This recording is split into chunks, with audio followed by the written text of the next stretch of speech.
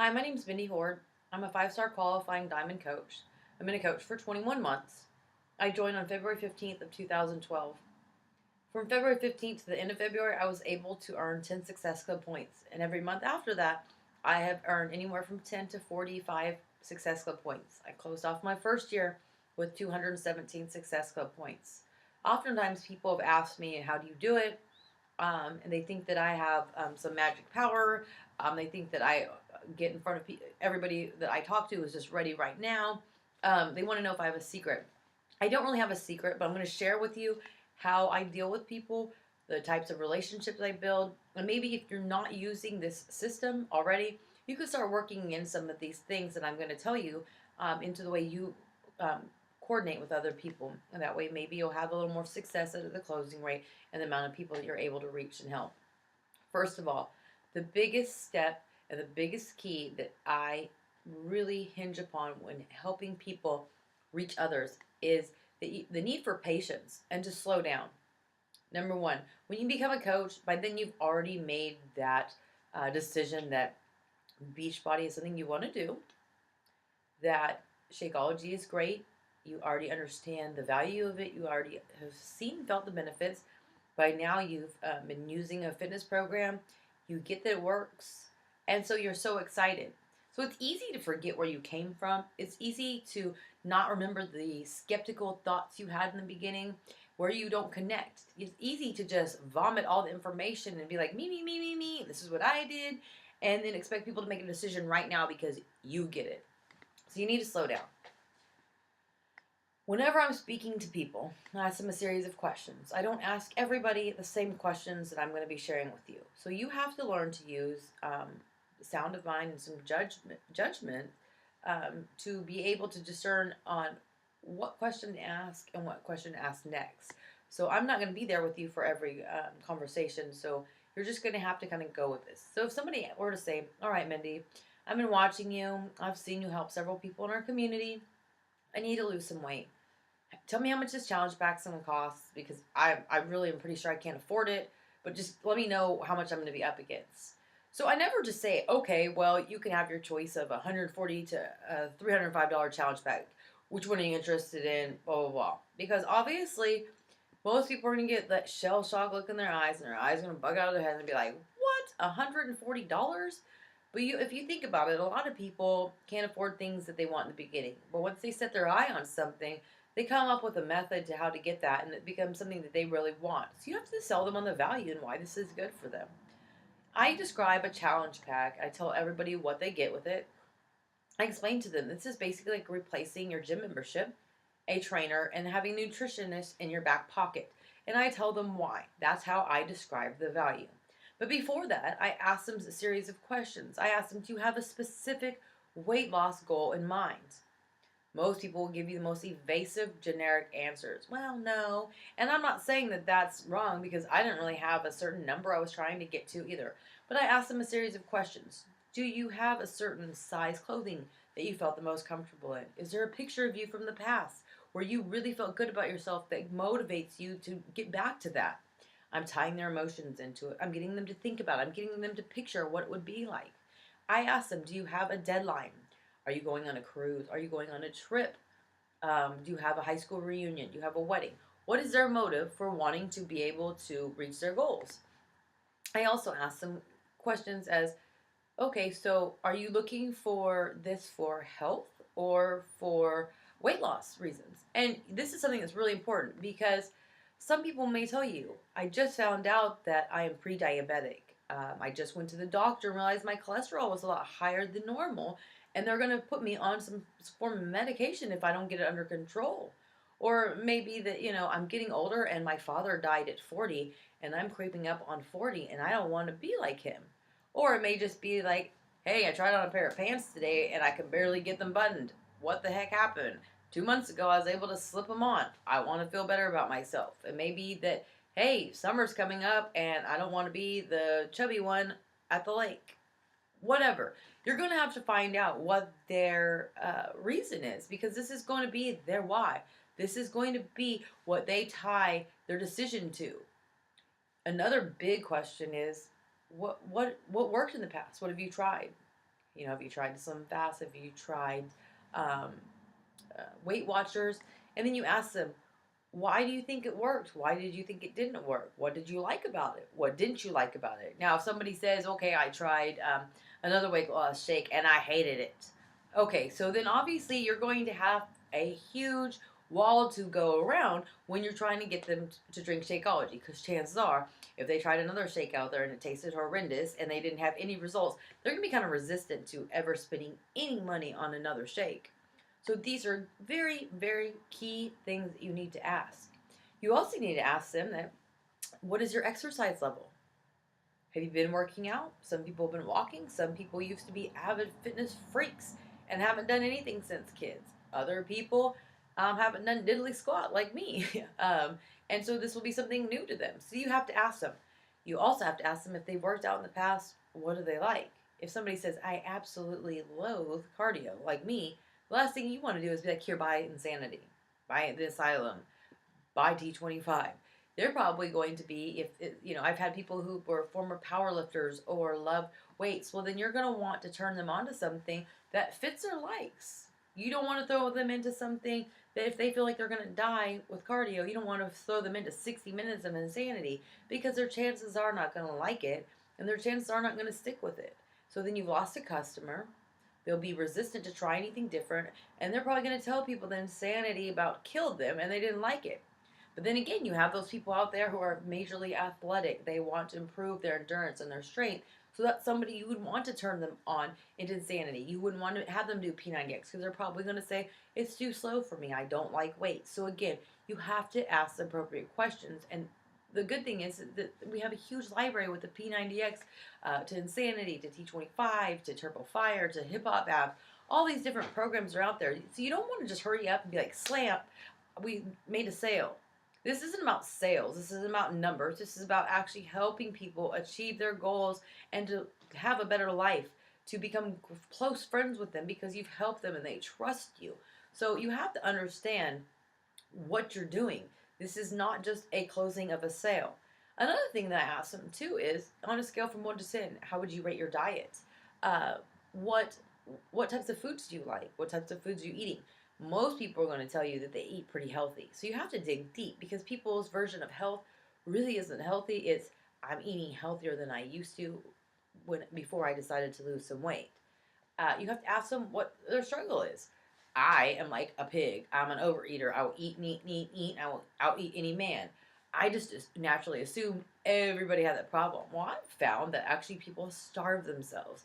They eat once or twice a day, and they pick, and then they feel like crap, and then they can't stay awake, and they're dragging, and they're sick. So you have to really dig deep.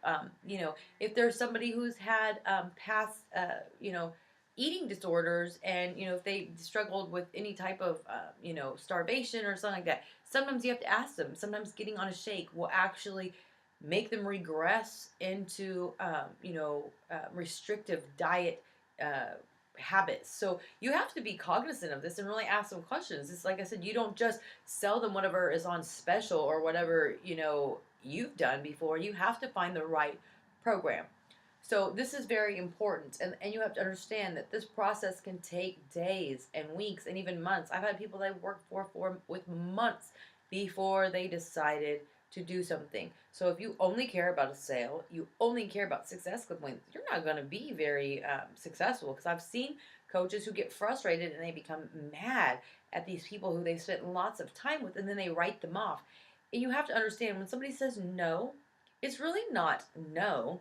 It's not right now, because they don't believe in themselves. Maybe things are very tough for them financially and they don't have the money to save up for it. So then again, this is what comes into the objections, is you have to find out what their actual objections is. A lot of people tell me all the time, I don't have the money for it. But then you see them and they're going to Cowboys games and they're going to the bars and they're getting tattoos and they're buying new sunglasses and new shoes and going on trips. So, you automatically think that, come on, you really do have money. It's not that you don't have money. So then obviously this comes into the fact is that they want something that makes them feel good, and they want something that they think is worthwhile spending their money on. So then that means that if they're still giving you the money objection and you actually see that they have money, then you as a coach did not do a good job describing the value and getting them to realize that this is something that will make them feel good and will help them reach their goals. The biggest problem too is if enough people have told you no a lot of times, then automatically you have this fear of the price objection. And did you know that most objections are actually given to you as kind of a test? People really want to see how much you believe in it. They want to know how much you will fight for this. I had one girl, ask me for what is the big deal about Shakeology. I don't even understand what the big deal is and why it's so expensive. Da da da. And I mean, I was able to list all these different things of why. And several people in the challenge group said the same thing. In the end, she told me, she was like, you know why I did that? I really wanted to see how many people believed in it. So her objection was actually just a test. So if you hear a no, an objection, and you just turn and walk away and basically just write that person off, and then you let it just eat away at your self-confidence, then you're just closing yourself off. The thing is, you have to believe in this. You have to believe why Shakeology is awesome. You have to have a deep-seated feeling of why you're drinking this every day, and that no matter what anybody hits you with, you're not going to compromise your integrity to this product. I 100% believe in Beachbody. I believe in what it's done for me, and there's no other company, no other product that I'm going to try. Not saying that there aren't any out there that are good, but I'm loyal, and because to the company that I've had great results with, and I believe in it so much. And I've told people that, okay, if you're not ready, that's fine. I'm still going to be here. When you're ready, I will be here. So then, they have to realize at that point that who I am and what I'm doing is not dependent on them. And that no matter what, if it's today, tomorrow, or 6 months from now, I'm still going to be here. So they can always rely on me. And people want to know that you're not somebody who's wishy-washy, and one day you're with this company and one day you're with another company, that you actually have a deep-seated foundation in where you are, so that you're not going to leave them and abandon them in the middle of their journey when they're struggling. Because you know what? All these people have had people abandon them over and over and over again. They don't need somebody else to do that. So the biggest thing is too, is that when people give you an objection, then learn to take it as not a personal attack or that you're not good. And don't let it eat away your self-confidence, because you know what? The next person you deal with, you're going to be less confident, and you're going to be less likely to be able to tell them and convey to them how awesome this is, because you're feeling bad about yourself. So before you meet with people, don't make the assumption that they can't afford it, or that they're going to be like the other 5 people who told you can't afford it. Come up with a backup plan. Gee, I'm going to go talk to so-and-so who's been interested in blah, blah, blah, blah, blah, challenge pack. So then you need to say, okay, what if they tell me they can't afford it? What am I going to say? Am I going to put my tail between my legs and walk away and say, oh, better luck with the next person? No, you need to come up with a solution. First thing I say is, okay, well, so you can't afford it now. That's great. When do you think you can afford it? Let me help you come up with ways to be able to afford it. Maybe you could sign up as a coach, get 3 of your best friends or family members or coworkers to join with you, because the commissions you get off of their challenge pack will pay for yours. And then it's like, oh, egg goal, something that makes sense, something where I could get my product paid for. Or there's the suggestion I've given a lot of people recently is like, get a jar out, deposit money in. Your loose change at the end of the day. Or when you're thinking like, oh my God, I want that expensive coffee from Starbucks, or I want to run and go grab some fast food takeout because I didn't plan my meals out for the day. So take that money that you were going to throw away on stuff that actually takes you further from your health and fitness goal, and you put it in that jar. Then you'll realize that you can't afford it, because I've noticed that people will spend $5 a day on crap. And even if it adds up to be $150 at the end of 30 days, they still think that they're broke. They still think that they can't afford it. But then, because they don't ever spend that $129.95 that Shakeology is right up front, like they, if they went $5 a day. So people are not really necessarily great mathematicians. They don't really look at what they're spending out all the time. They just look at the sticker shell shock price of Shakeology. So you have to work around that. You have to be prepared for that. You have to help people come up with solutions. Just recently, I had a lady do the whole jar thing, because I was like, if you ever just wait for $129.95 to just sit there, you're probably not going to have it there. But do this. Put your spare change in there. Every time you're tempted to go spend money on crap that you know is not going to make you healthier or feel better or reach your goal, then put it in this jar. You know what? In 2 weeks, she had the money. When she bought her challenge pack, she said for the first time since, I've been talking and thinking about Shakeology, I'm no longer worried about the money. I realized I was spending my money in the wrong places, and I realized I do have the money, and now I saved it, and I don't have to worry about coming up with it. So again, be a problem solver. Be somebody that can help people come up with, solutions to their problems. Don't just be another person who gave up on them. Don't project your fears into the conversations with people. If you don't believe in Beachbody, if you don't believe that it's a good business, if you don't believe it's a good company, if you don't believe it has good products, then you're not going to be able to ever convince anybody to be on your team. You're never going to be able to convince them to make you their coach. So you have to believe in this. If you're having problems believing with it, let's talk. Because I bet you're letting one little thing eat away at your confidence as a coach, and it is making your business suffer. So, again, if you have any other questions about certain objections that I get, then, let me know. The biggest thing is people talking about time, that they don't have time. Then I always refer them to 10-minute trainer, which I'm, one of the people who's the top sellers because I believe in it. It's a great beginner program. Now we have T25, and coming up soon is a 21-day fix, and P90X3, who has 30-minute workouts. So don't let people's excuses or their immediate thing turn you away from being able to help somebody. Don't write them off, because eventually, potentially down the road, they could become a customer. Don't take it personally.